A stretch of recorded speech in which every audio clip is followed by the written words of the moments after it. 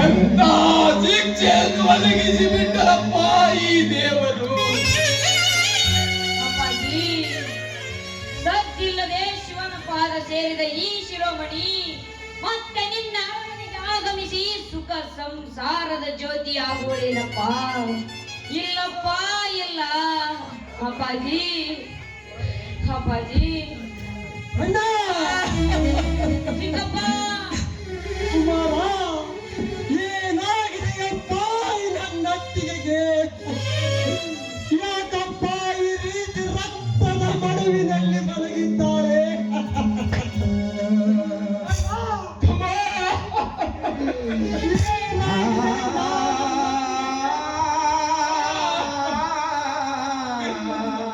ಏನಾಗಿದೆ ಎಂದು ಹೇಳುವುದಕ್ಕೆ ನನ್ನಲ್ಲಿ ಶಕ್ತಿ ಇಲ್ಲದಂತಾಗಿದೆಯಪ್ಪ.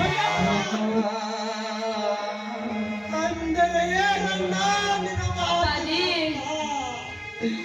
ಏನಾಯ್ತೆಂದು ಬಾಯಿ ಬಿಟ್ಟೆ ಅಣ್ಣ ನನ್ನ ಅತ್ತಿಗೆಗೆ? ಅಣ್ಣ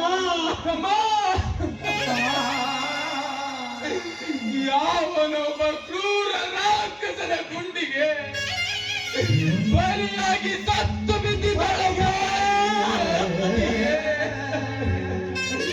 ಅಣ್ಣ, ನಿಜವಾಗಿಯೂ ನನ್ನ ಅತ್ತಿಗೆ ಗುಂಡಿಗೆ ಬಲಿಯಾದಳೆ. ನೀನು ಹೇಳ್ತಿರುವ ಮಾತು ನಿಜವೇನು? ಅಣ್ಣ, ಈ ನನ್ನ ಅತ್ತಿಗೆ ಗುಂಡಿಗೆ ಬಲಿಯಾಗಲು ಕಾರಣ ಯಾವ ಸೂಳೆಯ ಮಗನೊಂದಿಗೆ ಹೇಳಣ್ಣ, ಕೇಳು. ಈಗಲೇ ಹೋಗಿ ಆ ಸೂಳೆಯ ಮಗನ ಕತ್ತಲ್ಲಿ ಕತ್ತರಿಸಿ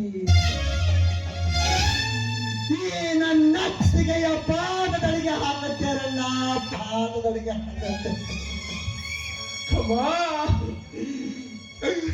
ಆ ಸೂಳೆಯ ಮಗ ಯಾರೆಂದು ಗೊತ್ತಿದ್ದರೆ ದುರ್ಗನಿಗೆ ಹರಿಕೆಯ ಬಿಟ್ಟ ಕೋಣದಂತೆ ಗಸಗಸನೆ ಕೊಡಲಾಗಿ ಬಿಡುತ್ತಿದ್ದೆಯಪ್ಪ.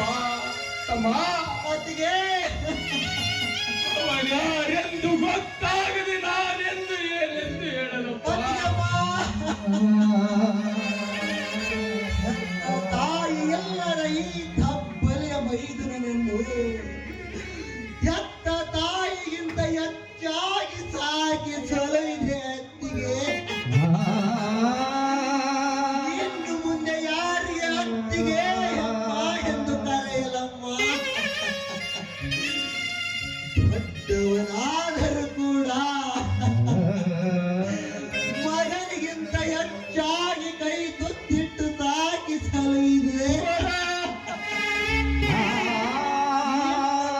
ಯಾರಿಗೆ ಅತ್ತಿಗೆ ಎಂದು ಕರೆಯಲಮ್ಮ. ಅತ್ತಿಗೆಮ್ಮ, ಮುದ್ದೆ ಕುಮಾರನು ಯಾರಿಗೆ ಅಮ್ಮ ಅಮ್ಮ ಎಂದು ಕರೆಯಬೇಕಮ್ಮ. ತುತ್ತಿಟ್ಟ ಅತ್ತಿಗೆಯ ಪ್ರಾಣ ಕಾಪಾಡದ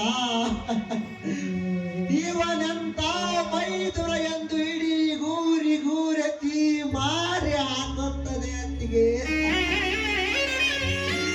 ಅತ್ತಿಗೆ,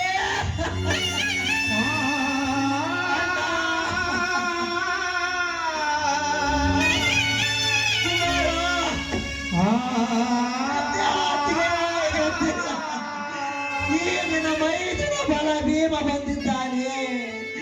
ಒಂದು ಬಾರಿ ಕಣ್ ತೆಗೆದು ನೋಡು ಅತ್ತಿಗೆ. ಅತ್ತಿಗೆ,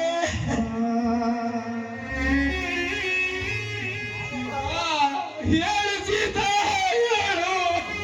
ಕುಮಾರ, ಚಿಕ್ಕಪ್ಪ, ಕುಮಾರ, ಆದರೆ ಒಂದು ಮಾತು ಕುಮಾರ, ಒಂದು ಮಾತು. ಅನ್ಯಾಯವಾಗಿ ಈ ನಿನ್ನ ಅತ್ತಿಗೆಯ ಪ್ರಾಣ ತೆಗೆದ ಆ ಗಟ್ಟಿಯ ಸೂಳೆಯ ಮಗ ಅವನೆಂತ ಪ್ರತಾಪಶಾಲಿಯಾಗಿರಲಿ, ಅವನ್ಯಾವುದೇ ರಾಜಕಾರಣಿಯೇ ಆಗಿರಲಿ, ಅವನು ಅವನ ತಾಯಿಯ ಗರ್ಭದಲ್ಲಿಯೇ ಅಡಗಿದ್ದರೂ ಕೂಡ ತಾಯಿ ಗರ್ಭದಿಂದಲೇ ಎಳೆದು ತಂದು ಗಜ ಗಜನೆ ಕಡಿದು ತುದಿದೇಳವ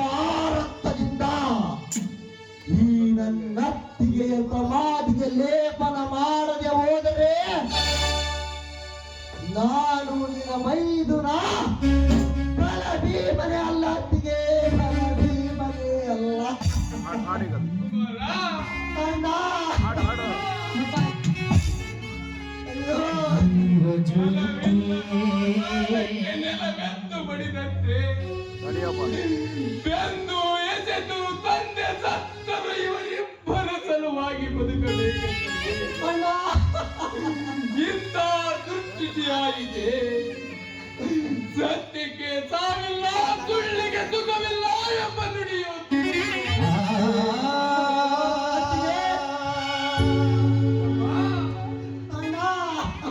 ಅಣ್ಣ ಬಸವಣ್ಣ, ಕಮಾದೇವಿ, ವಿಕ್ರಮರಾಜ ಇಂಥವರನ್ನೇ ಟೀಕಿಸುವುದನ್ನು ಬಿಟ್ಟಿಲ್ಲ ಈ ಹಾಳು ಸಮಾಜ. ಸತ್ಯಮ್ಮ ಮನೆಗೆ ಬಂದ ಕೂಡಲೇ ಸೀತಾ ಹೊರಗೆ ಬಾರೆ, ನೀರು ಕೊಡೆ, ಊಟಕ್ಕೆ ಬಡಿದೆ ಎಂದು ಅತ್ತಿಗೆಗೆ ಕಾಟ ಕೊಡುತ್ತಿದ್ದೆಲ್ಲೋ. ಇನ್ನು ಮುಂದೆ ಯಾರಿಗೆ ಕೊಡುತ್ತೀಯೋ ಕಾಟ? ಅಪ್ಪಾಜಿ, ಅಮ್ಮ ಅಮ್ಮ ಎಂದು ಕರೆಯುತ್ತಿದ್ದೆಲ್ಲೋ. ಇನ್ನು ಮುಂದೆ ಯಾರಿಗಪ್ಪ ಅಪ್ಪ ಎಂದು ಕರೆಯುತ್ತೀಯ? ಹೋಯ್ತಪ್ಪ ನಮ್ಮ ಅತ್ತಿಗೆ ಅಮ್ಮ. ಮುಗಿದು ತಮ್ಮ ಈ ನಿನ್ನಮ್ಮನ ತಿಥಿ. ಮುಗಿದಪ್ಪ ಈ ನಿನ್ನ ಅತ್ತಿಗೆಮ್ಮನ ತಿಥಿ. ಜೀವ ಜ್ಯೋತಿಯೇ ಜೀವ ಜ್ಯೋತಿಯೇ ನನ್ನ ಒಂಟಿಯಾಗದು ಜೀವ ಜ್ಯೋತಿಯೇ ಜೀವ ಜ್ಯೋತಿಯೇ ಎಲ್ಲದಕ್ಕೂ ಕಾಲ ಕೂಡಿ ಬರಬೇಕು ಚಿಕ್ಕಪ್ಪ. ವಿಧಿ ಎಂಬ ಮಾಯ ಬಿಡದೆ ನನ್ನ ತಾಯಿಯ ಮರಣದ ಛಾಯ ಬೀಸಿದಾಗಲೇ